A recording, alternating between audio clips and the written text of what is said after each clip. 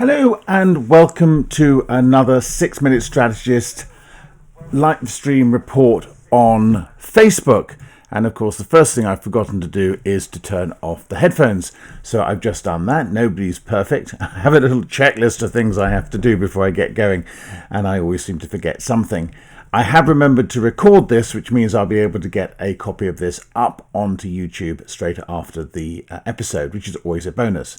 Today, I want to talk to you about a really contentious subject, and I've got some very, very good news to you. And I'm indebted to Jeremy Deegan for this, because I've just interviewed Jeremy for the Online Courses Insider podcast, episode 136, which is going to be out 2 weeks tomorrow. So I'm not going to tell you everything we talked about, but there's one particular piece of news that I do want to share with you because I think it's really, really important.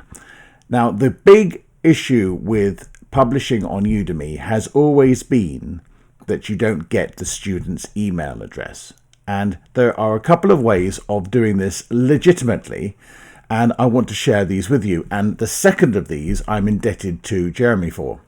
Now, the first way to do this is perhaps a little obvious, which is that when you drive traffic to Udemy, you send the potential student through an opt-in in order to get to your course on Udemy with the coupon or whatever offer you're making to incentivize them to make that journey to click through.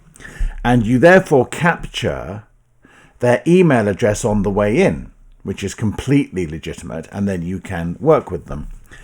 And that's been fine as far as it goes, but of course it's an extra click. You don't always get their email address. They sometimes drop out the process, so it's not without its risks.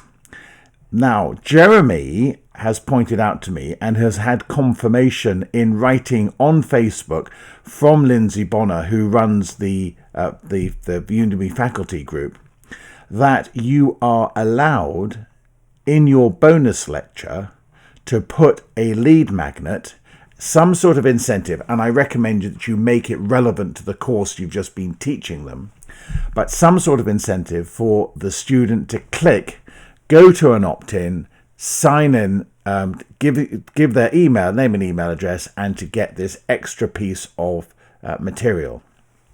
And I've always been very wary about what I put in the bonus lecture because I'm very respectful of what trust and safety regulate and what they say you can and cannot do. So I haven't been doing this.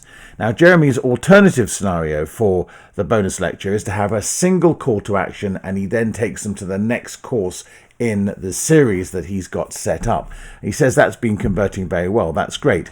But I think it's much, much more valuable if you can get that email address from the student and then take them to your autoresponder series. And at some point in that autoresponder series, of course, you can share more course coupons with them. And you know that they are an existing student of yours, and therefore they should be much more likely to click through and buy. A word of caution here. If they were originally a free student, my experience and my analysis of my student base suggests that they won't buy. Free students, almost without exception, very rarely will convert to being paying students. So you're going to have to do some fantastic work with them, building that know, like, and trust in your autoresponder series if you're going to get them to convert over. However, I just want to caveat all this by saying, remember that Udemy's rules evolve and they change, and I want you to check whenever you come across this video, if you think it's something you want to do, go and check in the rules to make sure absolutely that you are current and that Udemy haven't decided that they don't like this and they've somehow changed the rules, which they do, all the time. But the platform is evolving. It's their playing field. You have to respect that. But I'm very excited to know that this is something we are permitted to do. Now, the other thing about the bonus lecture is that you are not in any way allowed to promote this bonus lecture. So you can't cross-reference it in your course, you can't advertise it, you can't mention it in educational announcements, you can't mention it in promotional announcements. The student has to find it organically. So remember that, because you will get a trust and safety violation slapped on you if you start promoting the bonus lecture, and you've got to be very careful about that. However, I do think it's fantastic news that I've now seen in writing it confirmed that Lindsay says, yes, you can do pretty well anything you like in the bonus lecture, providing you don't promote it and you don't step across that line. And specifically, she said, it is okay to send the student to an opt-in by offering them some sort of free lead magnet to do that.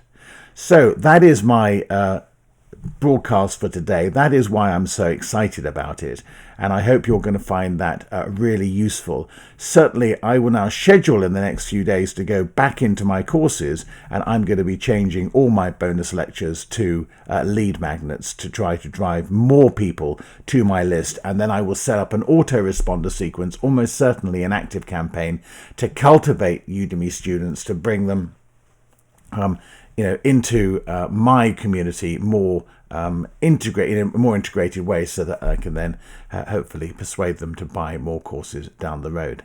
Now, don't forget, it's Friday tomorrow. I'm recording this on Thursday, the 2nd of June. But if you are around on Friday, Friday is the day that the podcast comes out, the online Courses Insider podcast. It used to be the Online Learning Podcast, and the episode 134 is out tomorrow, and I've got a great interview with Rob Cubban, and you're not going to want to miss that.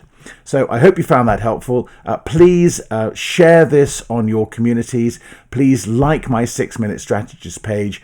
Do come and enroll in the online courses, online learning the game was wrong now. The Online Learning Club (brackets online courses) Facebook group that I run, where you can meet lots of like-minded people. So definitely come and find me all over Facebook. But in particular, please share this with your people. Share this on your pages, in your groups, in order to try to spread the message. That's it for today. Been great spending time with you, and I will see you again tomorrow for another 6-Minute Strategist Facebook Live episode.